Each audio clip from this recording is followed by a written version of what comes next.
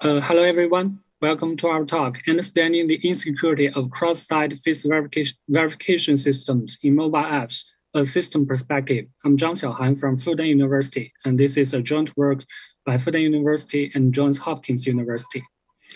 Face Verification System, or FVS, is now widely used to use an individual's face information to verify his or her claimed identity, often with the help of face recognition techniques.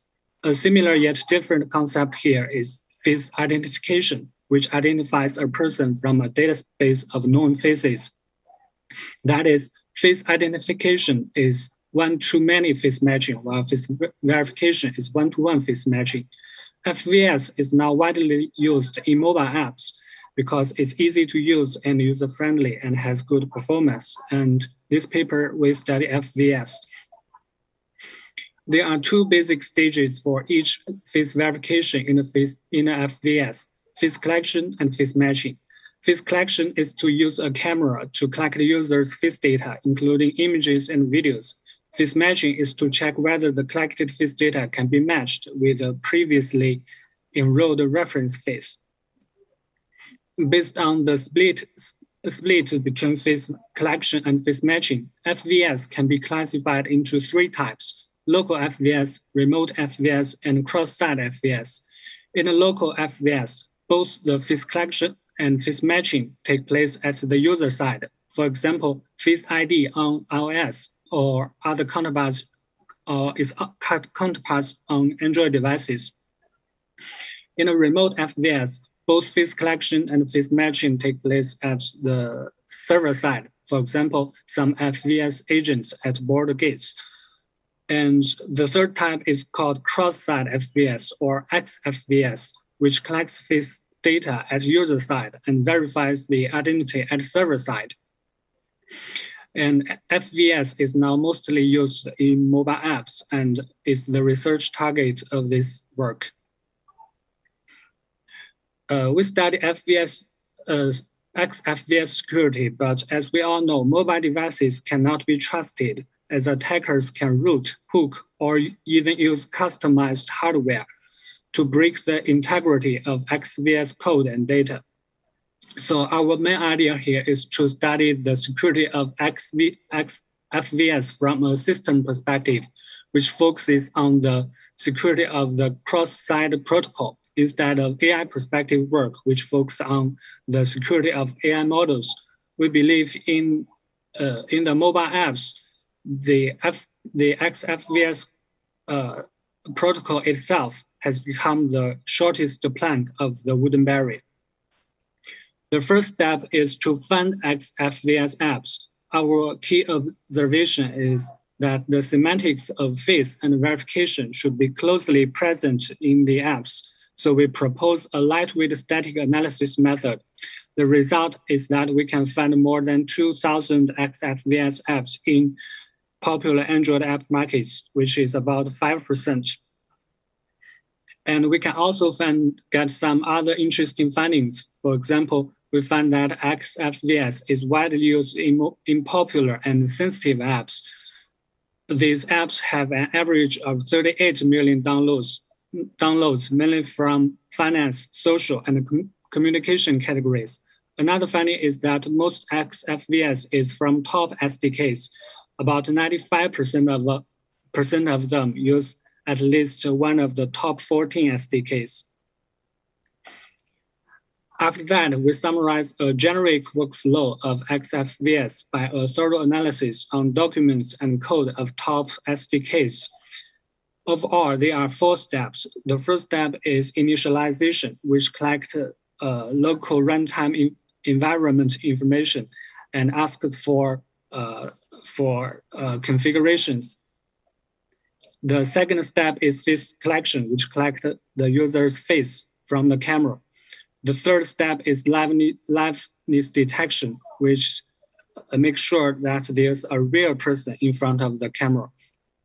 The last step is identity verification, which conducts liveness detection at the server side and one-to-one face matching. By considering the security Across each step of the workflow, we propose 4 security properties that should be satisfied in the XFVS app. SP1, reliable environment, is to ensure the code, data, and machine learning models at the client are not tampered with by local attackers. SP2, camera security, is to ensure that the face data should come directly from the physical camera lens instead of an injected data stream. SP3, reliable liveness, is to accurately determine whether the collected face data are being presented by a live person as opposed to a fake or synthetic face. SP4, data consistency, is to ensure that the XFVS data, including face configurations and validation results, are consistent between all steps across the client and the server. We then propose a principled method to check whether XFVS apps satisfy the 4 security properties along the workflow by combining automated tools such as pre-tailored sandboxes and testing scripts and manual verification. We develop strict scoring rules to ensure the objectivity and accuracy. Take checking SP1, reliable environment, for example. We rely on Mobile Application Security Testing Guide, MASTG, proposed by OWASP. And we develop customized sandboxes to dynamically run these apps to check whether they are resilient to rooted systems, custom ROMs, emulator, debugging, hooking, and repackaging. For checking other security properties and more details, please see our paper. We assign a score from 1 to 6 based on the scoring rules for each security property. The result is shown. The result for top SDKs and their representative apps are shown in this table. We can find that most apps and SDKs do not well satisfy these 4 security properties. We then summarize 4 typical types of attacks against XFVS, including liveness bypassing, A/B attack, camera hijacking, and downgrade attack. These attacks target different steps and are caused by different unmet security properties. We discuss each attack in detail with a case study. Attack 1 is liveness bypassing, where attackers directly modify the client code to totally skip the liveness detection without server's awareness. A finance and insurance app with more than 5 million downloads on Google Play is vulnerable to this attack. Attack 2 is called A/B attack, where attack B passes liveness detection himself and uploads victim A's face. One of the most popular insurance apps in China with more than 200 million downloads in Xiaomi app market is vulnerable to this attack. Attack 3 is called camera hijacking attack, where attackers hijack the camera to inject a prepared video of the victim. Note here, deepfake is not a must because according to our experiments, just repeating and resizing one or several images of the victim is enough to bypass server-side liveness detection. A popular cryptocurrency wallet app with more than 100,000 downloads on Google Play is vulnerable to this attack. Attack 4 is called downgrade attack, where attackers downgrade complicated liveness detection to simple ones. So they can bypass liveness detection with only one image. The most popular payment app in China with more than 4 billion downloads is vulnerable to this attack. This attack can cause severe consequences. For example, because these XFVS apps are very popular, directly bypassing them can cause complete account takeover, identity fraud, or financial loss. And these apps are also super apps and provide OAuth to other apps. So compromising them means a lot of other non-XFVS apps can be accessed by the attackers. We have uploaded our POC videos at a YouTube channel.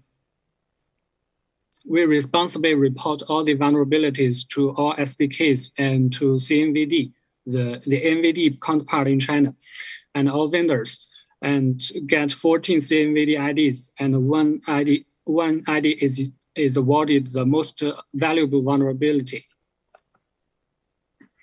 To conclude, in this work, we present the first comprehensive analysis on XFVS security from the system perspective.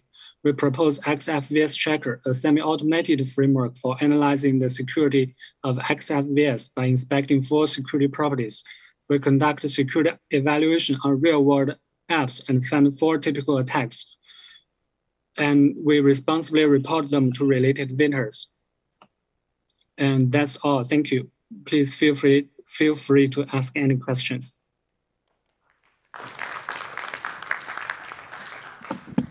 Any questions? Okay, so hi, I have a question. I'm Shansari from the University of Denver. And so you mentioned it's a semi-automated because the first step itself has a manual analysis. So are there any ways you are planning to make it automated entirely, the process? We have tried our best to automate these steps, but because all these XFVS are different, they are very different. So some manual work is necessary.